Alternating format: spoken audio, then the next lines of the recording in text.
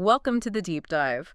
We're here to, sift through the noise and pull out the key insights you need fast. That's the goal. And today we're diving into an article by Brent Zeman called The Alchemy of Abundance, a transformative mindset for financial flourishing. Right. Our mission really is to understand the fundamental ways thinking about money differently might, unlock financial well-being. Mm-hmm. Have you ever felt like you're working incredibly hard but just not seeing the financial results, like you're stuck on a hamster wheel? I think a lot of people feel that way. Well, this deep dive might hold some surprising answers for you. Yeah, and what's really striking, I think, is Zeman's own story he shares right at the start. Oh, yeah. He talks about this time where he was just working relentlessly, chasing every opportunity. Right. Hustling. Exactly. Yeah. But still feeling this deep sense of, lack. Impoverished, even. Yeah. It wasn't just about the bank account. So more than just numbers, it was a feeling. Yes. Which tells you straight away that the old idea of just work hard, get rich might be incomplete. There's another piece. Okay, let's unpack that then. So he has this realization, like a light bulb moment. Pretty much. Yeah. He realized that wealth isn't solely about the external stuff, the job, the deals. Right. It's deeply connected to your inner world, your beliefs, how you see things, your perceptions. That makes you wonder, doesn't it? How many people are out there putting in all the effort but hitting some kind of invisible ceiling? Yeah, and maybe it's these unseen beliefs holding them back. So what did he find? What was the key? Well, Zeman calls it a startling truth he found in himself.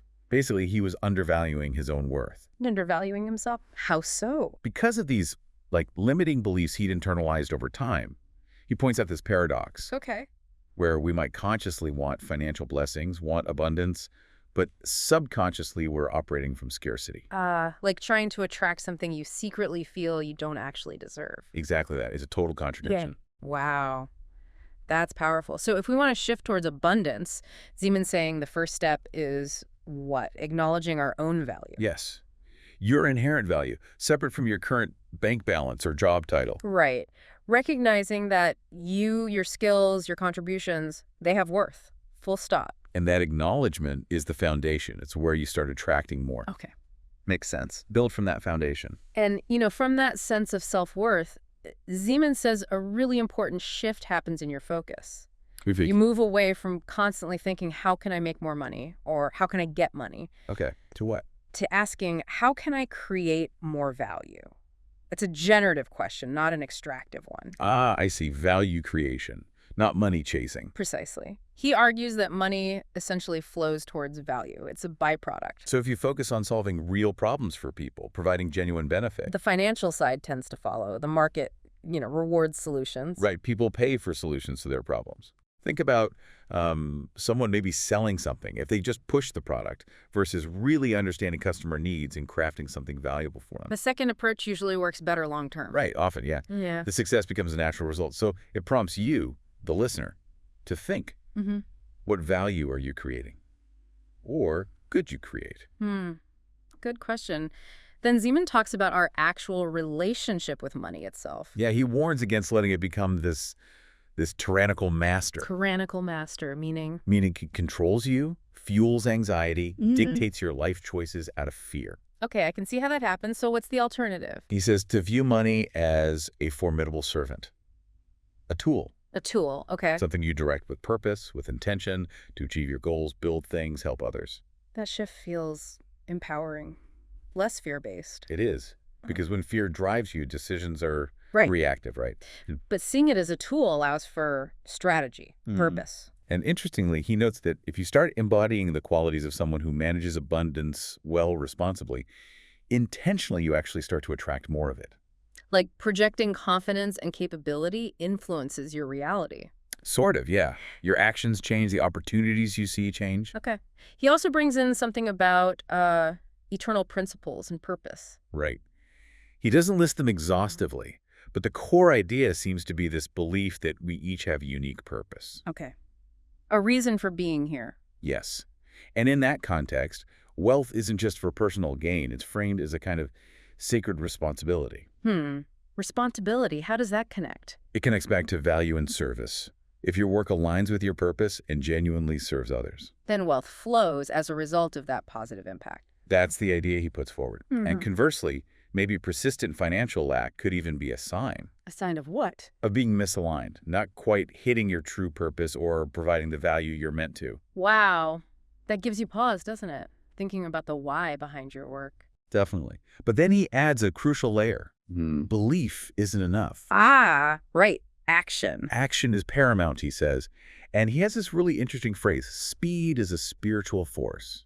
Speed is a spiritual force. What does he mean by that? He suggests that delaying, procrastinating on your ideas or intentions, it breeds doubt. It kills momentum.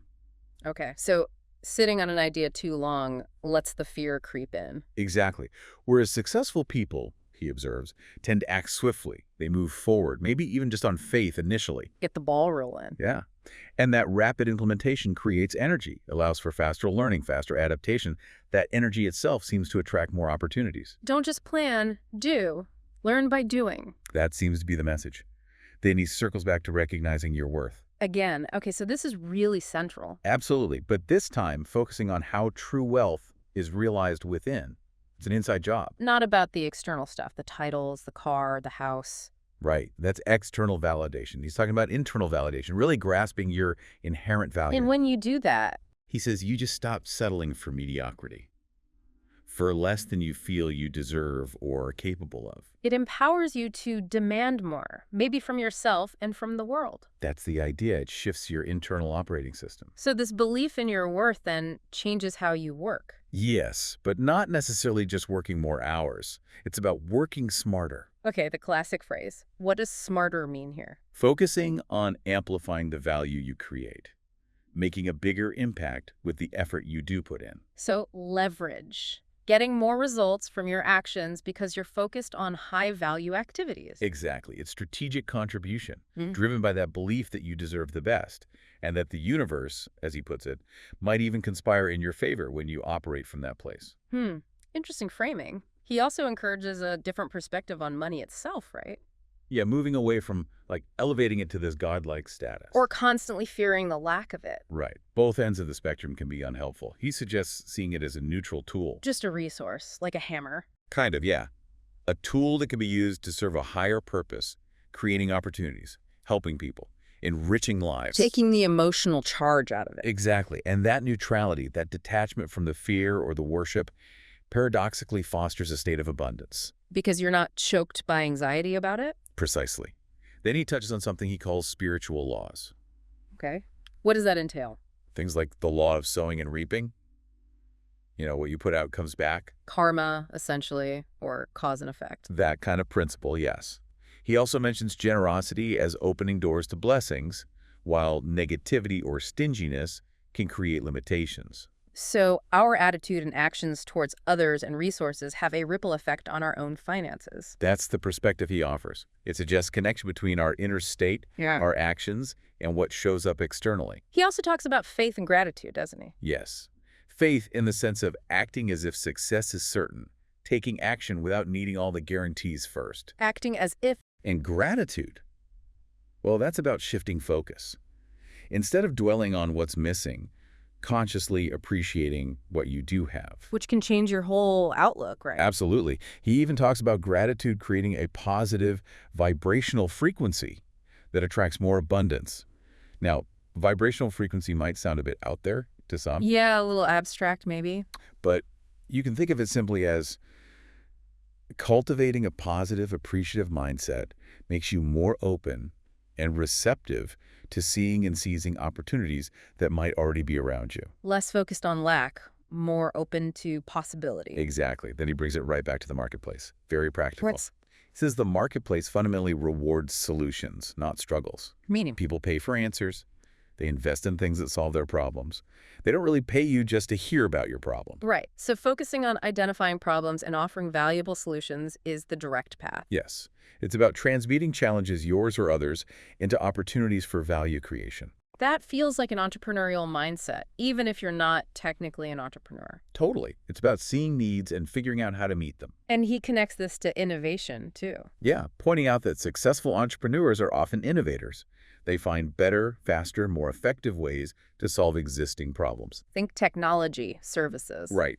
The wealthiest, he argues, often provide solutions that generate massive value for many people.